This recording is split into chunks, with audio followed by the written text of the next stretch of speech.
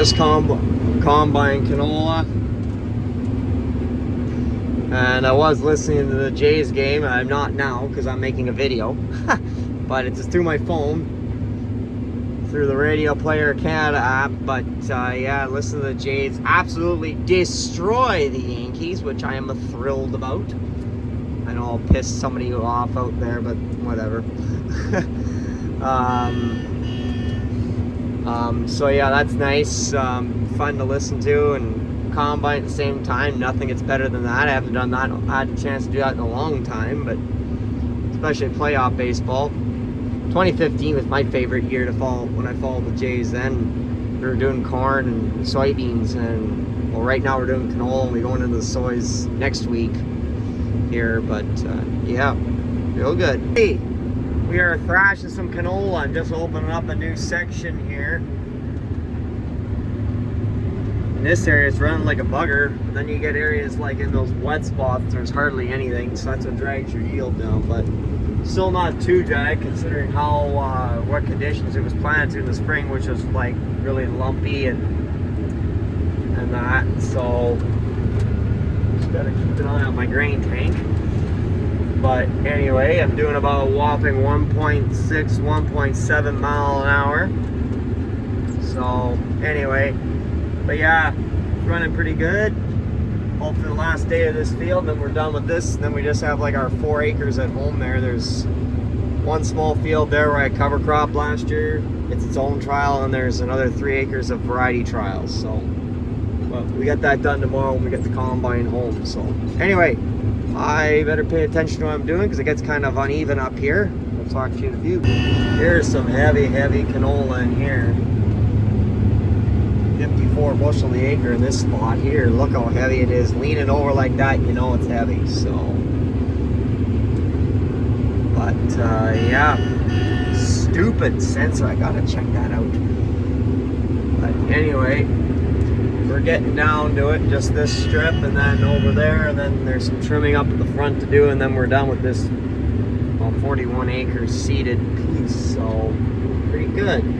So anyway, got a bit of a slew coming up here. Better pay attention to what the heck I'm doing. God, that's annoying. 49, still right around 50, so pretty good. Pretty much done. Just gotta trim up at the front there. There's a bit I left along that edge. There was branches down there, so I left it. I'm gonna get out in front and clear them. I figured, well, I'll do that at the end. But yeah, done this piece back here, just finished that. Like I said, and then I just got that bit in front, then we're done this field. And then tomorrow I got my variety trials to do, and then there's that other little trial I was doing, cover crop. It's like I combined an acre a bit before, and there's about an acre and a half left. The reason we didn't combine the whole thing is because the current turned out it was too wet at the time. So, but anyway, get this done, get dumped, pull the header off maybe, and then see where that takes us. I got a dinner our family has to go to tonight, so we're gonna have to shut down a little early, but hopefully we can get some stuff moved home anyway. So anyway, we'll talk to you in a bit. Just rolled over 3,000 hours, 3,000 original hours moving canola around here, trying to get it into the shed. Just rolled over 3,000. It's a big milestone for this old girl. I've had her since it was new. Dad and Opie bought it new in 1984 from Ward's in Mitchell from Case. So, big milestone. Make this shit up. So, I have to leave 21 out. It's almost raining. Well, I'll tell you in a minute. It doesn't have anything in it. That combine's got about 2 ton and a half or so of canola in it yet. That bin's full of canola. That bin's full of canola. Then we have another big 600 bushel bin, which is about 2 times bigger than that one, or almost 2 times. It's got a tarp. It's still out in the field, but it's got a tarp so it won't let the rain in.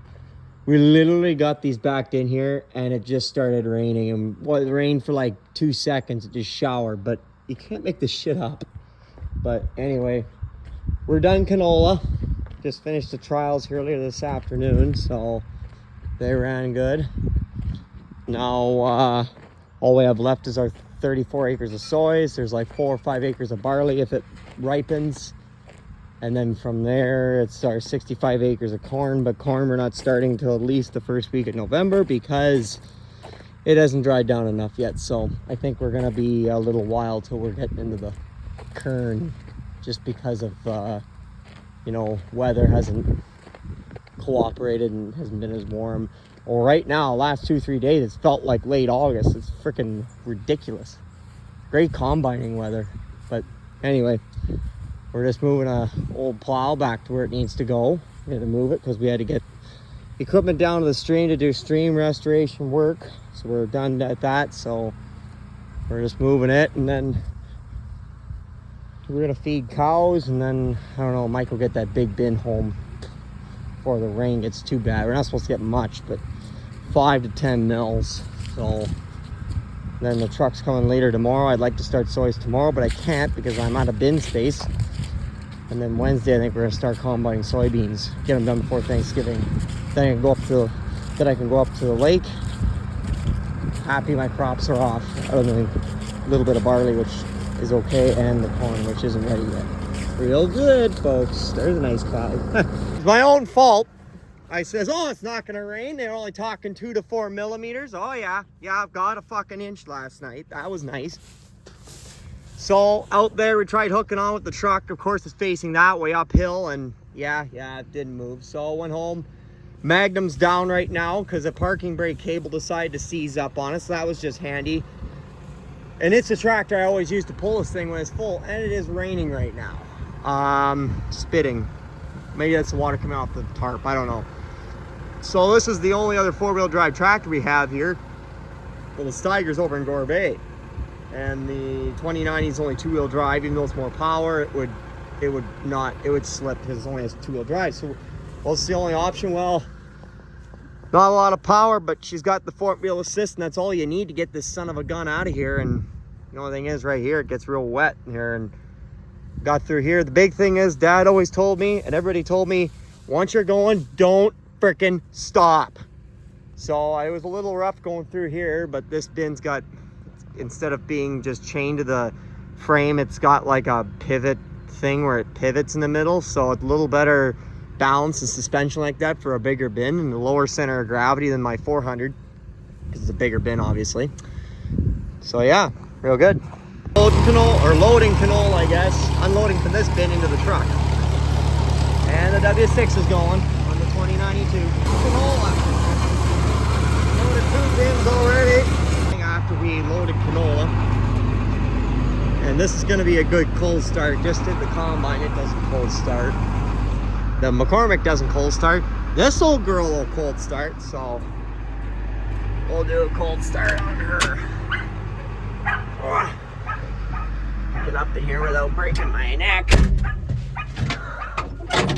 Oh, buddy, come on. Turn my fan off. I don't need my air conditioning today.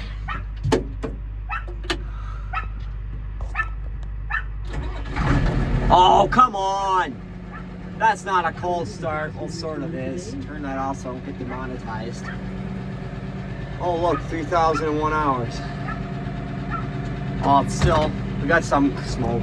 Oh, that'll be enough to... Oh, you put too much emissions up. Well, crap. Well, the thing is, you look at it. DEF is denitrified fertilizer, diesel exhaust fluid. It's all denitrified fertilizer, that's all it is. So instead of putting nitrous oxide up, you're putting sulfur dioxide up. That's even more potent than nitrous oxide. It's even 270 times more potent, if I remember correctly. So I don't understand. There's no real advantage to DEF. In fact, it's actually worse for the environment. So I don't know, like, I think there's more like cleaner alternatives out there for sure. It's just, you know, the problem is who's in the back pocket of the government and all that, you know, ultimately plays a role. I think there's definitely going to be some cleaner alternatives come out in the future, but until then, it's kind of a, yeah, you know, we got to use the best option that we can, and it's also going to make us the most money.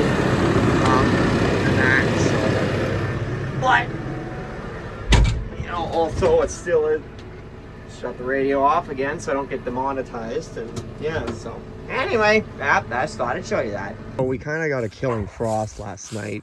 It read 0 degrees when Mom left for school today.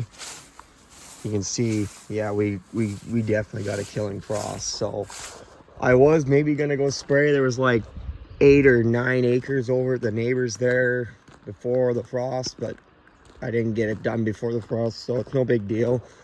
So with it being cold like this morning, I'm going to go and hook up the double discs to the 2090 and maybe go disc it. It'll break up a little better this morning with it being nice and crispy. So we'll see. But I'm gonna get you guys a good cold start from this tractor. It's gonna cold start, I'm hoping. We'll see. Better prime for a minute. Shut up. I don't want to get demonetized.